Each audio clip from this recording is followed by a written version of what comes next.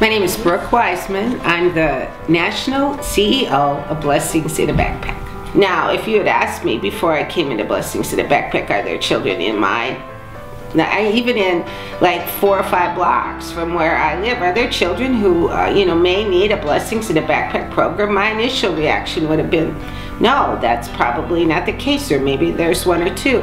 But when I looked at the school in my neighborhood, I realized that over 30% of the children in that school were on free and reduced lunch.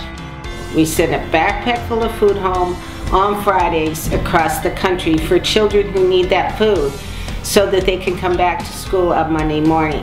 And that is the simplicity of what we do. There's not a lot of clutter, there's not a lot of other things. There's a lot that goes into that simple backpack going home.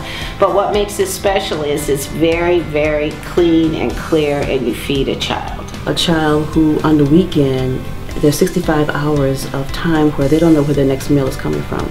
So it's very important for them to know that they have an organization like Blessings, volunteers who care, so that every week, without missing a beat, they have something to eat on the weekends. The bulk of our dollars go directly to buy groceries that go into the backpack, and we have set menus across the country where people kind of know what it is that the food is going to be for that week, and so the money goes to do that.